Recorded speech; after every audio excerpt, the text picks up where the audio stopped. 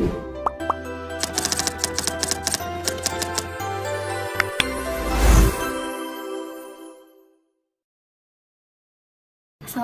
warahmatullahi wabarakatuh.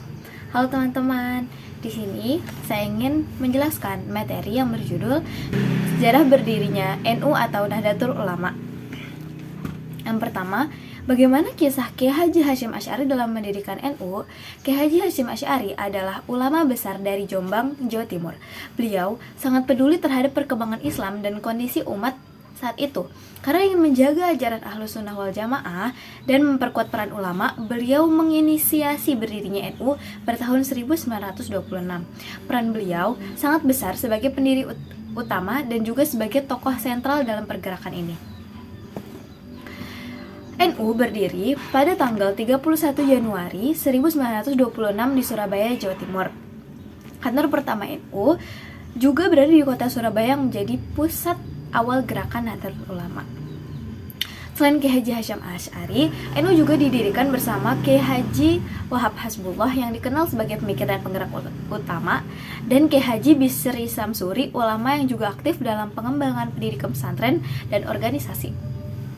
Ketiga tokoh ini punya peran penting dalam membentuk arah perjuangan Nahdlatul Ulama. Sebelum NU berdiri, sudah ada beberapa organisasi yang menjadi cikal bakalnya, yaitu Taswirul Afkar, yaitu kelompok diskusi yang membahas pemikiran keislaman, Nahdlatul Wathon, artinya kebangkitan tanah air, bergerak dalam bidang kebangsaan, dan Nahdlatul Tujar, yaitu kebangkitan para pedagang yang mendukung ekonomi umat. Organisasi-organisasi ini menunjukkan bahwa Nahdlatul Ulama lahir dari semangat keagamaan, kebangsaan, dan ekonomi umat. Kesimpulannya, Nahdlatul Ulama lahir dari keprihatinan para ulama terhadap kondisi umat Islam di Indonesia saat itu.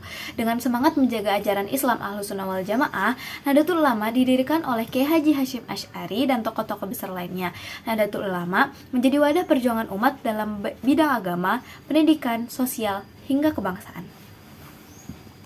Assalamualaikum warahmatullahi wabarakatuh. Saya Andini Putri Anggriani, PGM semester 2. Saya akan menjelaskan di mana dan kapan NU berdiri dan kantor pertama NU ada di mana. Nahdlatul Ulama atau disebut dengan NU berdiri pada 31 Januari 1926 bertepatan dengan 16 Rajab 1344 Hijriah di Surabaya atau Jawa Timur. Pendiri utamanya adalah KH Hasyim Asy'ari bersama para ulama pesantren lainnya seperti KH Wahab Hasbullah dan KH Bisri Samsuri.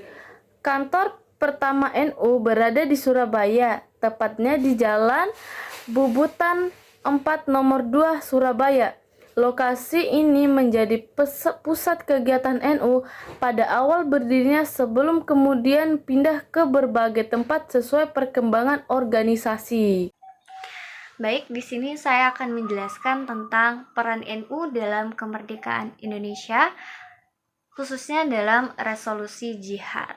Nah, Nahdlatul Ulama dan NU itu kodan atau diulang.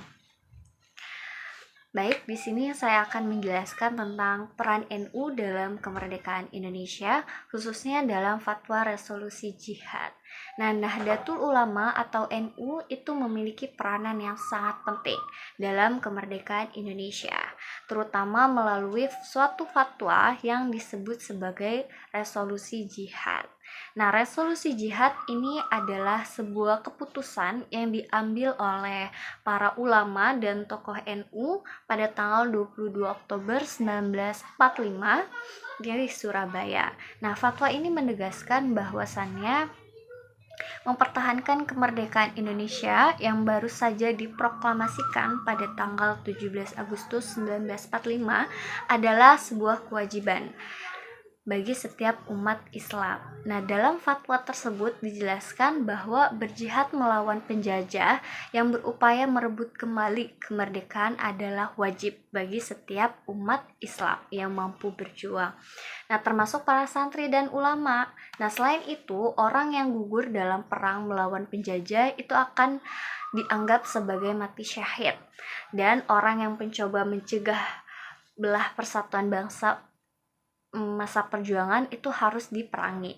Nah, keputusan penting ini adalah sebuah rapat besar yang dihadiri oleh perwakilan cabang-cabang NU di Jawa dan di Madura, yang diselenggarakan di kota pengurus besar NU di Surabaya pada tanggal 21 dan 22 Oktober 1945. Nah, pada hari fatwa resolusi jihad itu diumumkan ke publik dan menjadi semangat perjuangan nih bagi umat Islam untuk melawan para penjajah. Nah, untuk sebagai bentuk penghormatan atas peran besar para santri dan ulama untuk mempertahankan kemerdekaan, setiap tanggal 22 Oktober itu diperingati sebagai Hari Santri Nasional. Nah, peringatan ini itu resmi ditetapkan oleh pemerintahan pada tahun 2015 melalui keputusan Presiden sebagai pengaku dan atas kontribusi santri dalam perjuangan bangsa Indonesia. Nah, Hari Santri itu bukan hanya memegang perjuangan masa lalu, tetapi juga mengajak seluruh warga bangsa untuk terus meneladani semangat pengorbanan dan kebersamaan dalam membangun Indonesia yang merdeka dan berdaulat. Nah, dengan demikian, resolusi jihad NU itu pada 22 Oktober 1945 menjadi tonggak sejarah yang penting sebagai pengikat antara nilai agama dan semangat kebangsaan, serta menjadi dasar lahirnya Hari Santri Nasional yang diperingati hingga kini. Assalamualaikum warahmatullahi wabarakatuh. Saya Siti Nuriska akan melanjutkan materi yang keempat, yaitu tentang peran NU dalam berkontribusi merumuskan Piagam Jakarta atau Pancasila. Yang pertama yaitu ada peran Kiai Wahid Hasyim dalam berkontribusi merumuskan Piagam Jakarta atau Pancasila. Kiai Haji Wahid Hasyim dalam tokoh tunggal NU dalam merumuskan Pancasila sejak dalam PBUPKI atau Badan Usaha Penyelidik Persiapan Kemerdekaan Indonesia hingga final Pancasila sebagai dasar negara. Selanjutnya yaitu ia menjadi anggota PPKI atau Panitia Persiapan Kemerdekaan Indonesia dan berperan penting dalam merendam kemarahan tokoh-tokoh Islam ketika menjadi perubahan sila pertama Pancasila. Selanjutnya yang kedua yaitu perubahan redaksi sila pertama Pancasila. Awalnya sila pertama Pancasila dalam Piagam Jakarta berbunyi ketuhanan dengan kewajiban melaksanakan syariat Islam bagi para pemeluknya. Namun pada 18 Agustus 1945, sehari setelah proklamasi kemerdekaan Republik Indonesia, teks Pancasila tersebut direvisi ulang dan sila pertama diubah menjadi ketuhanan yang Maha Esa. Selanjutnya itu perubahan ini terjadi karena desakan tokoh-tokoh non-muslim dari berbagai timur Indonesia, dan Ki Haji Wahid Hasyim berperan penting dan merendam kemarahan tokoh-tokoh Islam dan meyakinkan mereka untuk menerima perubahan tersebut. Terima kasih. Selanjutnya yaitu yang akan disampaikan oleh rekan saya. Bismillahirrahmanirrahim. Sebelumnya perkenalkan, nama saya Yuzando Zahro Pratama. Saya akan melanjutkan pembahasan yang tadi dibahas oleh Mbak Rizka sebelumnya, yaitu peran NU dalam berkontribusi merumuskan Piagam Jakarta. Dan yang ketiga itu selanjutnya nilai toleransi menjadi hal prinsipil. Nilai-nilai toleransi menjadi hal yang prinsipil. Artinya itu semangat toleransi antara umat beragama menjadi landasan utama dalam perumusan Pancasila yang diperjuangkan oleh tokoh-tokoh Islam termasuk NU. Nilai-nilai toleransi bukan hanya keputusan politik sesaat, tetapi merupakan nilai prinsipil utama atau yang mendasar yang membentuk identitas Indonesia. Tokoh-tokoh seperti Kiai Haji Hasyim Asy'ari dan NU berperan besar dalam menjadikan toleransi sebagai penjaga keutuhan bangsa. Dan selanjutnya itu yang keempat, Pancasila sudah menjadi dasar negara Indonesia, dan yang artinya setelah melalui proses kompromi dan musyawarah, Pancasila diterima sebagai dasar negara yang final dan mengikat seluruh bangsa Indonesia. Pernyataan tersebut menegaskan bahwa Pancasila adalah dasar negara yang sah dan tidak diganggu-gugat karena lahir dari hasil kesepakatan bersama yang mencerminkan semangat persatuan dan toleransi seluruh elemen bangsa Indonesia. Bismillahirrahmanirrahim. Assalamualaikum warahmatullahi wabarakatuh. Saya akan mempresentasikan mata kuliah Islam dan Keuangan terkait hubungan NU dan dunia politik. Jadi ketika NU bergabung ke dalam Masyumi setelah Indonesia merdeka, NU ini bergabung ke Masyumi bersama partai-partai Islam lain untuk memperjuangkan kepentingan umat Islam lewat politik. Namun NU merasa kurang diakomodasi secara adil dalam struktur Masyumi. Kemudian NU menjadi partai politik pada tahun 1952. Karena merasa dianaktirikan, NU ini keluar dari Masyumi dan membentuk partai sendiri agar bisa lebih mandiri memperjuangkan aspirasi umat melalui jalur politik. Kemudian pada tahun 1984 NU ini kembali pada contohnya. Dalam Muktamar Situbondo, NU memutuskan keluar dari politik praktis dan kembali menjadi organisasi sosial keagamaan. Fokus NU kembali pada dakwah, pendidikan, dan pemberdayaan masyarakat tanpa terlibat langsung dalam partai politik. Mungkin cukup sekian yang dapat saya sampaikan. Terima kasih. Kurang lebihnya mohon maaf. Assalamualaikum warahmatullahi wabarakatuh. Assalamualaikum warahmatullahi wabarakatuh. Perkenalkan, nama saya Arya Subakti. Di sini saya ingin menjelaskan sedikit tentang prinsip NU dan modernisasi liberal hedonis. Pada prinsip yang pertama, yaitu tentang prinsip aswaja an-nahdiyah. Kemudian tawasud, tawazun, tasamu, dan ta'adud. Kemudian yang kedua yaitu ukhuwah dalam Nahdlatul Ulama, yaitu ada ukhuwah Islamiyah, ukhuwah Basyariah, dan ukhuwah Watoniyah. Kemudian yang ketiga, saya ingin menjelaskan tentang menuju masyarakat yang agamis, sosialis, berkeadilan, dan berperadaban. Langsung saja untuk penjelasan yang pertama tentang prinsip aswaja an-nahdiyah, tawasud, tawazun, tasamu, dan ta'adud. Prinsip-prinsip ini adalah pedoman dasar yang dipegang oleh Nahdlatul Ulama sebagai organisasi Islam yang moderat di Indonesia. Masing-masing prinsip ini memiliki nilai-nilai yang sangat penting untuk menjaga keseimbangan dalam kehidupan beragama dan berbangsa.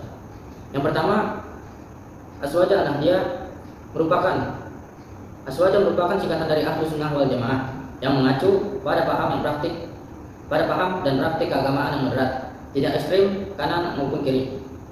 Kemudian an-nahdiyah merujuk pada ciri khas NU sebagai organisasi yang berbasis pada nilai-nilai tradisi dan ajaran Islam yang berkembang di Indonesia.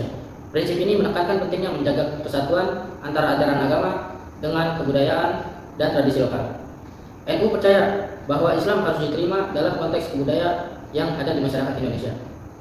Kemudian prinsip yang kedua yaitu tawasud atau moderasi.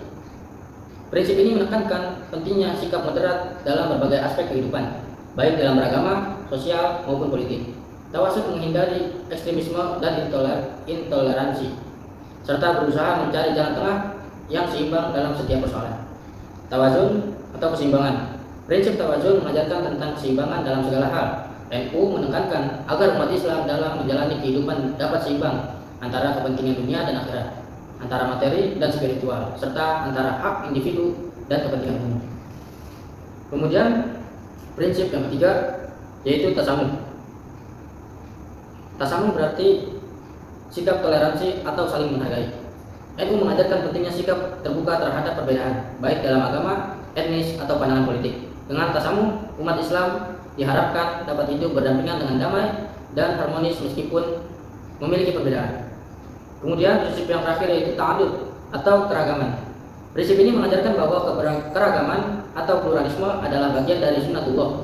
NU menerima keberagaman sebagai kenyataan hidup yang harus diterima dan dihargai, baik dalam konteks agama, budaya, maupun pemikiran. Ta'adud mengajarkan pentingnya hidup dalam kerukunan dan kesatuan meskipun ada perbedaan. Kemudian penjelasan yang kedua yaitu tentang ukhuwah dalam NU. Apa saja ukhuwah dalam NU? Ukhuwah dalam NU adalah ukhuwah Islamiyah, ukhuwah Basyariah, dan ukhuwah Watoniyah. Ukhuwah dalam konteks NU merujuk pada persaudaraan yang didasarkan pada nilai-nilai Islam yang universal. Ada beberapa tingkatan ukhuwah yang menjadi dasar dalam interaksi sosial bagi anggota Nahdlatul Ulama. Yang pertama, ukhuwah Islamiyah, yaitu persaudaraan Islam. Ini adalah bentuk persaudaraan yang dibangun di atas dasar keyakinan agama yang sama, yaitu agama Islam. Ukhuwah Islamiyah menekankan pentingnya solidaritas antar umat Islam, menjaga kebersamaan dan persatuan dalam rangka memperkuat umat Islam di dunia dan di akhirat. NU berupaya untuk menciptakan hubungan yang harmonis antara sesama umat Muslim dengan menjaga sikap saling menghargai dan bekerja sama dalam urusan agama. Kemudian ukhuwah yang kedua yaitu ukhuwah Basyariah atau persaudaraan kemanusiaan. Ukhuwah Basyariah adalah persaudaraan yang lebih universal, melibatkan seluruh umat manusia tanpa memandang agama, ras, atau suku. Dalam hal ini, NU mengajarkan bahwa setiap manusia adalah bagian dari keluarga besar umat manusia yang harus saling menghormati dan saling menolong. Prinsip ini mendasari sikap terbuka Nahdlatul Ulama terhadap kerjasama antara umat beragama dan membangun solidaritas kemanusiaan dalam menghadapi masalah-masalah sosial dan kemanusiaan. Nah, adapun ukhuwah yang ketiga yaitu ukhuwah Watoniyah atau persaudaraan kebangsaan. Ukhuwah Watoniyah adalah persaudaraan yang dibangun di atas dasar kesatuan bangsa dan negara. Dalam konteks ini, NU menekankan pentingnya menjaga persatuan dan kesatuan sebagai bangsa yang plural. Prinsip ukhuwah watoniyah mengajarkan bahwa meskipun ada perbedaan agama dari suku, bangsa Indonesia harus tetap menjaga persatuan dan membangun negara yang adil dan makmur berdasarkan Pancasila. Kemudian pengertian yang ketiga yaitu masyarakat yang agamis, sosialis, berkeadilan dan berperadaban. Sebagai bagian dari visi besar Nahdlatul Ulama, organisasi ini berusaha untuk menciptakan masyarakat yang agamis, sosialis, berkeadilan dan berperadaban. Ini adalah tujuan untuk mewujudkan kehidupan yang sejahtera, baik secara material maupun spiritual, serta adil bagi semua golongan masyarakat. Untuk yang pertama yaitu masyarakat yang agamis. Masyarakat yang agamis adalah masyarakat yang hidup dengan berlandaskan nilai-nilai agama yang benar, yaitu ajaran Islam yang moderat, dan menjalankan kehidupan sehari-hari dengan prinsip-prinsip moral yang baik. Di sini, NU mengajarkan bahwa masyarakat harus memelihara hubungan baik dengan Tuhan, dengan sesama manusia, dan dengan alam semesta. Yang kedua, masyarakat sosialis. Konsep masyarakat sosialis dalam NU berfokus pada keadilan sosial dan pemerataan kesejahteraan bagi seluruh masyarakat. NU mendukung keadilan sosial dengan menekankan pentingnya kepedulian terhadap sesama, terutama terhadap yang lemah, miskin, dan tertindas. Ini sejalan dengan semangat Islam yang mengajarkan kasih sayang, solidaritas, dan pengentasan kemiskinan. Kemudian yang ketiga yaitu masyarakat berkeadilan. Masyarakat yang berkeadilan adalah masyarakat di mana setiap individu memiliki hak yang sama dan diperlakukan secara adil. NU berjuang untuk menciptakan sistem yang adil dalam berbagai bidang, terutama dalam bidang politik, ekonomi, dan hukum, sehingga tidak ada satupun golongan yang terpinggirkan atau dirugikan. Selanjutnya yang keempat yaitu masyarakat berperadaban. Masyarakat berperadaban berarti masyarakat yang memiliki budi pekerti yang luhur, menghormati hak asasi manusia, dan mengedepankan ilmu pengetahuan serta teknologi untuk kemajuan bersama. Masyarakat ini juga mengedepankan prinsip-prinsip keadilan sosial dan moralitas dalam kehidupan sehari-hari. Menjunjung tinggi budaya bangsa dan membangun peradaban yang damai dan penuh rahmat bagi semua pihak. Kemudian modernisasi liberal hedonisme, jika kita kaitkan prinsip-prinsip NU yang tadi dengan modernisasi liberal hedonisme, akan terlihat perbedaan yang mencolok dalam beberapa hal. Yang pertama yaitu kebebasan dan individualisme. Modernisasi liberal hedonisme sangat mengutamakan kebebasan individu untuk mengajar kenikmatan duniawi tanpa banyak memperhatikan nilai-nilai agama atau sosial. Sebaliknya, NU mengedepankan prinsip tawasud yang menekankan moderasi dalam segala hal, serta menjaga nilai-nilai agama yang berorientasi pada kesejahteraan spiritual dan sosial. Yang kedua, yaitu peran agama dalam kehidupan. Dalam modernisasi liberal hedonisme, agama sering dianggap sebagai urusan pribadi yang terpisah dari kehidupan sosial dan politik. Namun, dalam Nahdlatul Ulama, ukhuwah Islamiyah dan ukhuwah Basyariah menekankan pentingnya peran agama dalam memperkuat solidaritas sosial dan kemanusiaan, serta menjadikan Islam sebagai pedoman hidup yang mengarahkan pada kebaikan sesama, keadilan untuk semua masyarakat. Yang ketiga, yaitu tentang keadilan sosial. Prinsip-prinsip Nahdlatul Ulama seperti tawazun dan ukhuwah watoniyah mendukung terciptanya masyarakat yang adil dan sejahtera. Sementara liberal hedonisme lebih mengutamakan kebebasan individu dan materialisme yang terkadang tidak memperhatikan kesenjangan sosial dan keadilan bagi seluruh masyarakat. Secara keseluruhan, NU berfokus pada keseimbangan, keadilan sosial, serta kehidupan beragama dan yang harmonis. Sementara modernisasi liberal hedonisme lebih berorientasi pada kebebasan individu dan pencapaian kenikmatan duniawi. Mungkin cukup sekian yang dapat saya sampaikan, kurang lebihnya mohon maaf. Wabillahi taufiq wal hidayah. Wassalamualaikum warahmatullahi wabarakatuh.